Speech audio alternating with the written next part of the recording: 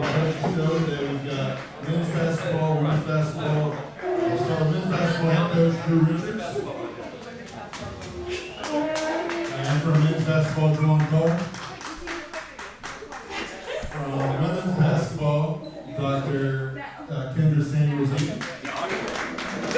And Hannah Russell and Kelsey Adams.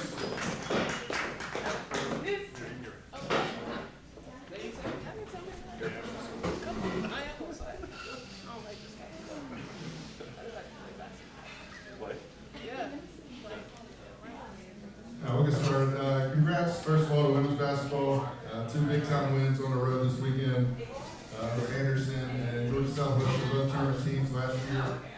I was hoping to congratulate men's basketball on a win over Virginia State, but if you haven't seen the video by now, Coach asked for me to dunk in warm-ups, and that accidentally shattered the backboard, so that game had to be postponed. Just real quick, have you ever been a part of a game that got postponed or delayed for something like that?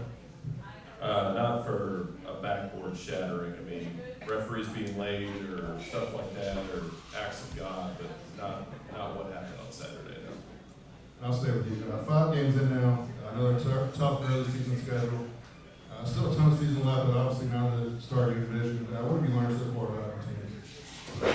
Well, it's very similar to last year at this point. I mean, we played essentially cream of the crop nationally, and you know, we're just trying to find our way. Some guys have had to have roles modified, and we've had other guys that needed to step up in different ways than we originally projected when the season started. So, you know, we're still just trying to find our way, and you know, being the idiot that I am, scheduling the schedule that we have with guys trying to find their way is a bad combination. But ultimately, like Joel and I were just talking about, you know, most teams that I've been a part of that experience a large amount of adversity this early in the year end up having a great finish to the season. So, you know, we just got to keep trying to get better, improve. Guys got to step up. Coach's got to be better, and then you know, hopefully one of these days that the switch will flip and we'll be able to make that step forward. And then for Juan, when you have played well this season, what's been some of the keys to that success? I feel like when we played well together was when I feel like we put everything together as far as playing together, being selfish, trusting each other, and giving effort on offense and defense. Coach Eaton, 4 games in for your program, just like the men, a challenging schedule to open up. What are some of the takeaways, both positive and negative, so far you've seen? I think the biggest thing is with our team, just camaraderie. Having new kids with Stella, we got Tiana, we got some new kids that just come into our program that's helping us. I think just trying to find that flow within our offense as well. I think that's the biggest thing for us. Then for Kelsey, same question as Juan. When y'all are clicking as a unit, what are some of the keys for that? I would say that's definitely just being disciplined, getting stops, communicating. This team, we're really well at running in transition, so once we do that, making some layups and knocking down shots, of course, that we could And then for Drew, last year you guys played exhibition games at Houston and Duke over the year. This year a little different. 2 regular season games against 2 perennial D2 tournament teams in Fair State and West Texas A&M. What was that experience like, just being able to get out of this region and see some knockout teams? I mean, it was an experience. I mean, flying to Texas, seeing what the rest of the nation has to offer at the national level of competition. I mean, you know, Fair State got 11 guys back from the Elite 18. West Texas A&M's perennial Final Four. So, you know, with the team we had coming back with the returners and the starters and the class we brought in, we felt like we had a chance to compete with teams at that level that early. Obviously, our roster was a little bit different than when we played in those games, but you can still take away playing against elite teams and what they do very well. And the thing about games like that is they expose you early. You know, I thought last year we played in Florida, I thought that was a great tournament. And when you play against West Texas A&M and Fair State, I was like, man, those teams would blow those teams we played out of the water last year. So they really expose your team to things you don't do well early, and it allows you to work on those things and hopefully improve your weaknesses. So when you start playing competition that's a little bit closer to the level that your team is at that time, you know, you won't have any detriments during the game play. So it was a good experience. The biggest thing I told them after we got done is we got to learn from this. If we don't learn from this, it was all for naught. So we got to learn from this and improve the ball. And then for Juan, Coach kind of touched on it, what was kind of missing from those games? What kind of got exposed on them? I believe playing against those two teams, those are two of the top teams in the country, it showed us that I feel like discipline for us is something that we got to fix. Playing against those teams, they didn't really do anything special. They just did the simple reads and just played together very well. And it just showed us what we had to fix our chemistry as a team. And then for Kendra, I mentioned the tough schedule already. 3 of the 4 teams you played so far were in the tournament last year. How important is it to get tested early, like Coach was saying? Is that something we can expect year after year under your leadership? Honestly, before we even played, I was like, why did we schedule these games? Because I was like, I don't know if we were ready yet. But we had some hard practices after the Coker game. I just felt, as a staff, we felt like our young ladies weren't playing as hard as they could. So we had to go back to the basics after Coker. But it just depends on our team and our experience coming in. You really want to get tested when you have an experienced team, but if you don't, you really want to have not really a cupcake schedule, but a mixture of both. And so it just depends on who we got coming in and who we got staying. And for Hannah, 5th-year senior, so obviously been around for some big games in your career here. Obviously every game is important, but some just naturally feel bigger. What's your mindset going into the game against Wayne or Georgia Southwestern? Yeah, I mean, obviously these are some tough games like we go into, but I think that just staying poised under pressure and not letting them see us are going to give us the wins that we need. I'll stay with you, Coach. Over 10 years as an assistant coach, first season now in the head chair. What's that transition been like, and what's maybe changed for you moving from assistant to head coach? I think the biggest thing as an assistant, you're kind of like the nice guy, and you try to just make sure everybody's on the same page. And now as a head coach, you got to be that disciplinarian. And so just making sure our young ladies are doing what we need to do in and out, on and off the court, I think is very important for us. And so I think that's the biggest thing, just making sure our young ladies are playing the expectations that we need them to be at every day. And then for Kelsey, as someone who played for Coach on her first 10 here, what have you seen change from her moment as assistant to head coach? Kind of like what she talked about when she was the assistant, she was chill. But now that she is head coach, she took on the leadership role, like you said, more discipline. But also forming a relationship with all of us has been amazing. And yeah, she's done a great job. For Coach Richards, 4th full season here now. How have you changed as a coach since your first year here? I think every year you try to get better, you try to improve as a coach, you try to find things that maybe previous teams that you coached or been a part of that didn't do well. This past season, the big thing we tried to get better at was offensively, things that we didn't do a great job of last year. So deep dive in the summer into different systems, watching women's basketball, men's basketball, WNBA, NBA, trying to figure out what's the most effective way for our personnel coming back to be efficient on the offensive end was a big thing. Obviously we've been able to be successful in the defensive rebounding parts of things when guys buy in and the team does those things, but what can we do better offensively to just be more difficult for teams to defend? And so, I think each year we can evolve and improve as a coach. I think I've actually calmed down for my first couple of years as a head coach comparatively. I know that's insane probably to think about, but each year I think you get a little bit calmer, a little more wiser, a little more Haskins-ish as you get older and get older. And then for Juan, a similar question, but going on year 3 as a Brave. Individually, how have you changed as a player and a person since you stepped foot here? I say as a person, I probably haven't changed much. Still a simple type of guy, but I say as a player, as far as winning, I cherish that more. I take more pride in winning, being a part of the winning culture these past 2 seasons. So yeah, I don't really take it easy. It kind of ruins my whole day. Sometimes like a week if I lose, especially if I have a game like Saturday and I can't play until the next weekend or something, it's gonna be a bad practice and I'm probably have a bad week for the whole week. So yeah, definitely take winning on the season. And then for Hannah, same question, just how have you changed as a player and a person since you became a Brave? As a player, I've definitely changed by becoming mentally tougher. Coach E definitely emphasizes that, at least with me, like next play mentality. So definitely, after being here for 5 years, that's something I definitely changed. And, having I want to go back to last season for a minute. Men's basketball, 23 wins, another regular season title, first Conference Carolinas tournament title. What was the recipe for that team's success I mean, it's kind of a similar trajectory of what this team on that we're currently a part of. I mean, I think last time we did this interview, we were sitting with a below 500 record. We just came off a really tough loss on the road, and that we should have won. And we kind of battened down the hatches and got ready to defend and get better. And so, you know, last year's team was special because there was a lot of adversity, like Warner was talking about. There's a lot more adversity at the end of the season than where the beginning. The beginning stuff that caused us to have problems on the court was us, stuff we can control. This year it's not the same. We can't control a lot of things that are affecting us on the court right now.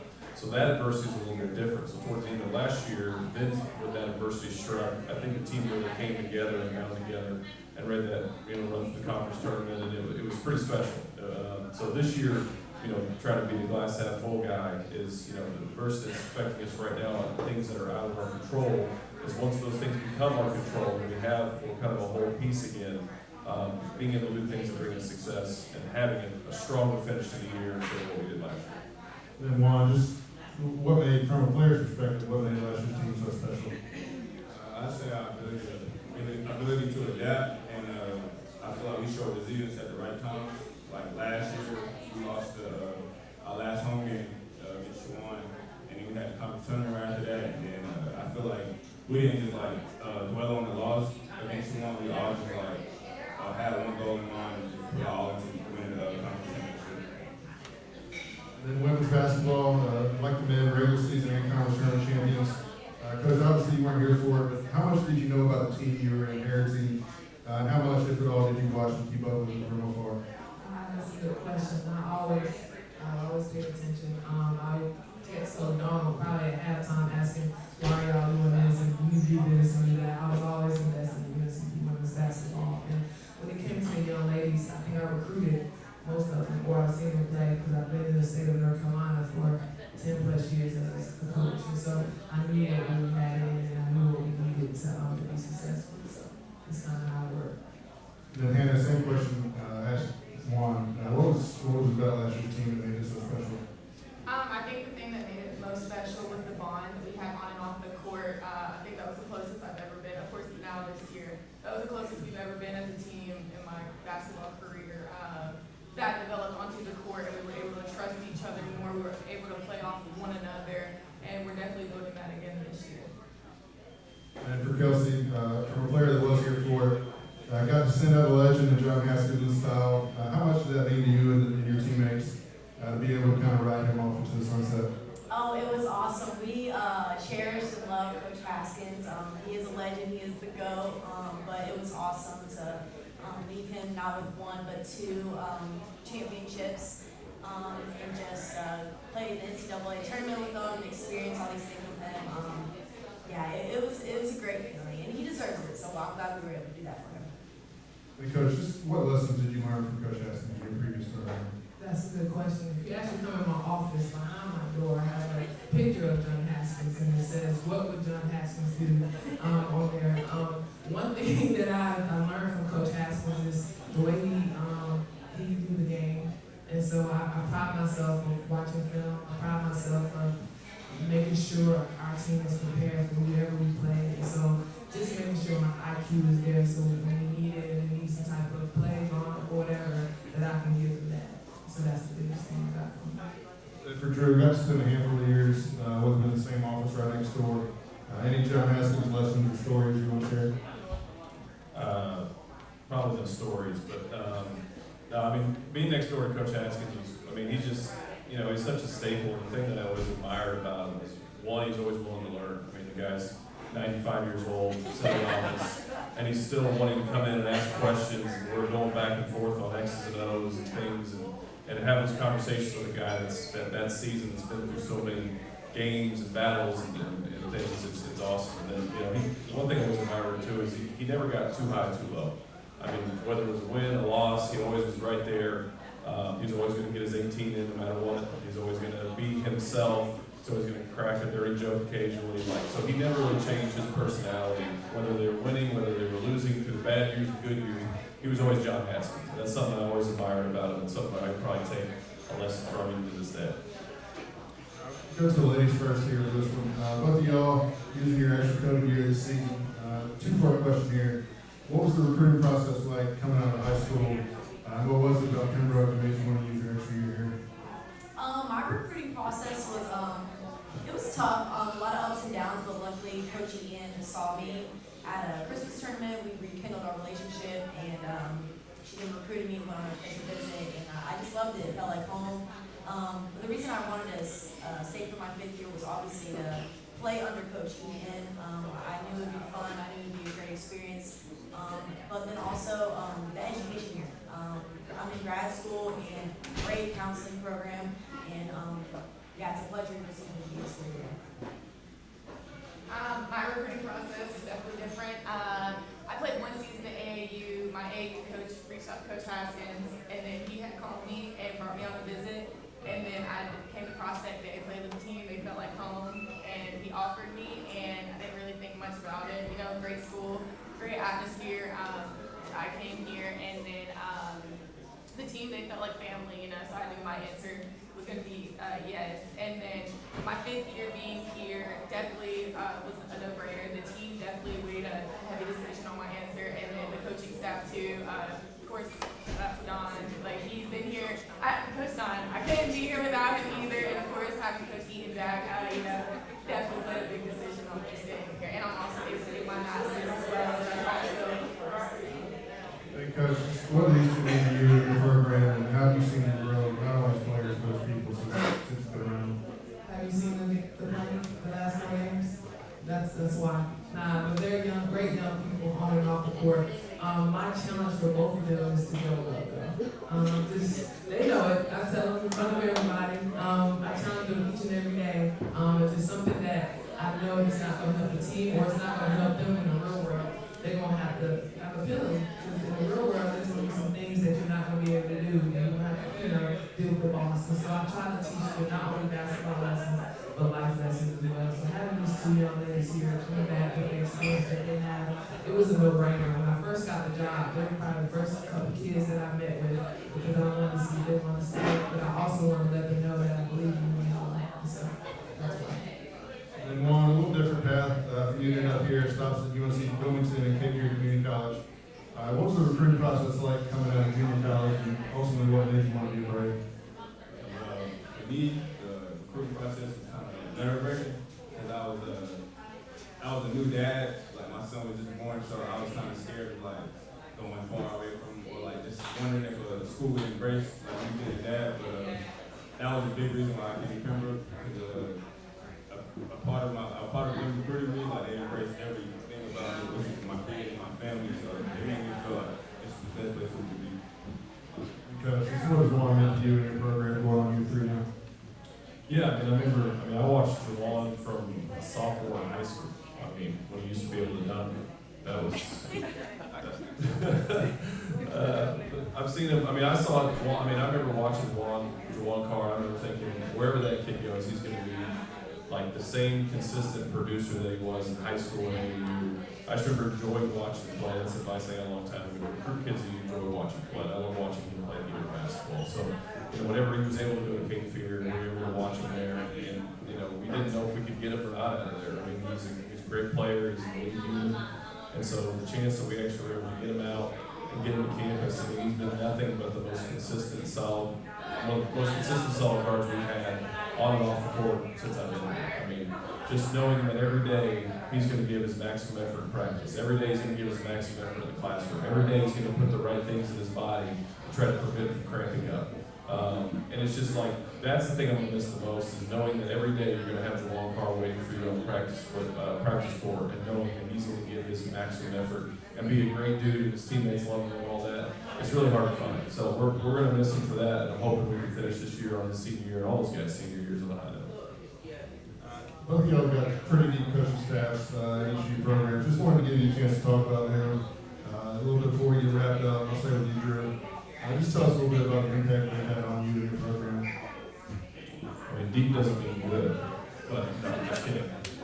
Anyway, they all bring different strengths to the table. I know when we were building this staff, I really was really excited because I think every one of them, whether it's Coach Sauce and his kind of OCD when it comes to X's and O's and his innate ability to find talent and evaluate talent. Coach Katz is constantly going 100%. It's probably because he shotgun Celsius all the time in the office, but he's constantly giving his maximum effort every single time. And if you ask him to do something, he's sprinting out the door to go do it. He's grown a lot on the X's and O's and the basketball side of things as well. You know, bringing David Struther back was fantastic. You know, I always enjoyed coaching Dave. Dave and Juwan are very similar in their approach to the game and how serious they take it. But David coming back and learning the ropes, but also seeing things that we haven't been able to see in the last couple of years. Having a point guard on our staff that played at a high level and was able to find different things offensively to improve. And, you know, Dylan Anderson's been with me for, 4 years now. And Dill just gets things done. I mean, he's like, you know, he's as reliable as any coach we've had, and he does a lot of things that people don't know. There's a lot of things that Coach Dill does behind the scenes that, you know, when you come to the games, you have no idea that, you know, he got the food there on time. He washed the jerseys. He made sure the guys are on their academics. I mean, there's so many things that he does that makes our program successful, and we wouldn't be in the same place without Coach Dill. And, you know, we're happy to have Faison Rock back.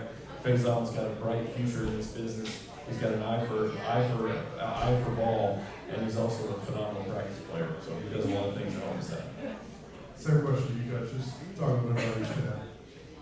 Well, good question. We had Coach Donald here for 20 years, so it was a no-brainer that when I hired, he was probably one of the first calls that I made. Just the fact that he was here when I was here, and I've seen him grow over the years, and I challenge Coach Donald every day because I know his ultimate goal is to be a head coach one day. So my job as his boss is to help prepare him. So sometimes I do throw different things at him just to see how he handles it. And just, you know, we have a Q&A session on how, you know, it should have been done or why he did it this way, because I think that's the best way to learn.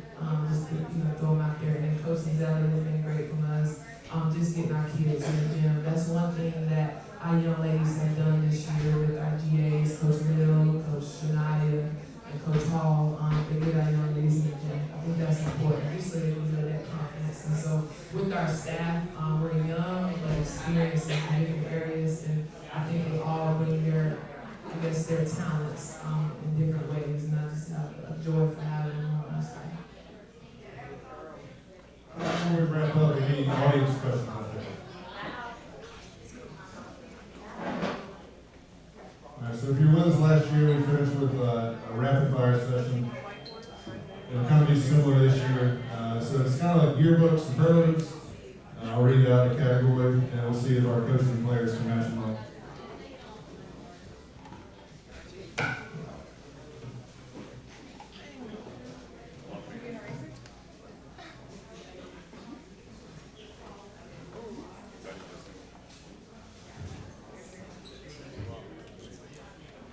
And if you've got a story or want to expand on why you picked this person, just let me know. All right, so our first one, best person to be stranded on an island with. These are all players. All players. Yeah. Ooh. Oh, I know. Yeah. Man, that's a hard one. No, it's not. Oh, no. I know. There's a lot going into this thinking right now. I got it. There's two people though. Who is you?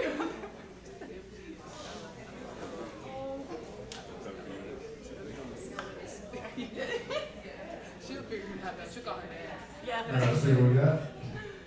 I think we got all matches over here. Yeah.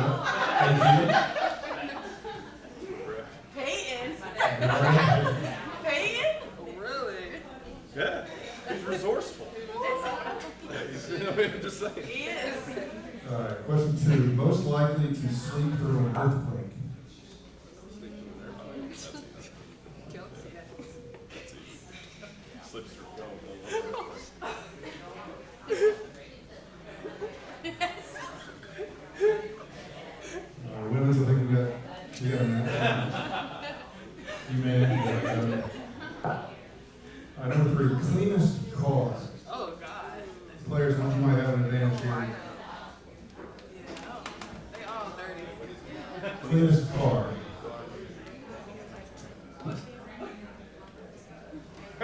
This is an assumption that this is a clean car. Yeah, it might. I don't know. It's too big.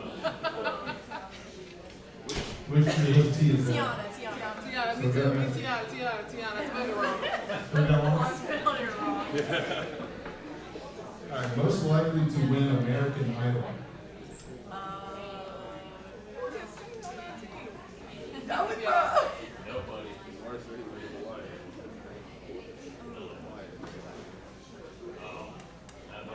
I think we know our players over here.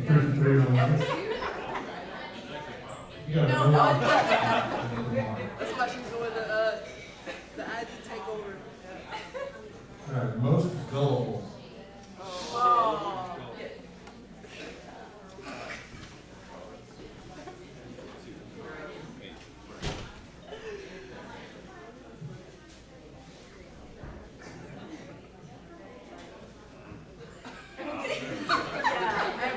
everyone.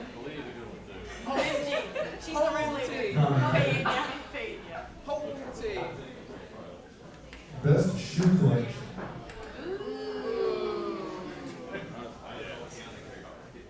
Has to be this one since she came in with some nice on. Not for myself. Yeah. Yeah. No match. I was gonna two more. Most likely to win the lottery but lose the ticket. No. Oh. No. Oh, come on, come on. Yeah. This one. Yeah. Nadia's most gullible too. Who? All Nadia B. Yes, Nadia B. right, last one. Best candidate for the CIA. Wait, what he said? What? Best candidate for CIA. Yeah. Has to be. She's slow. She speaks slow. No, she can't keep no secret. That part, that part.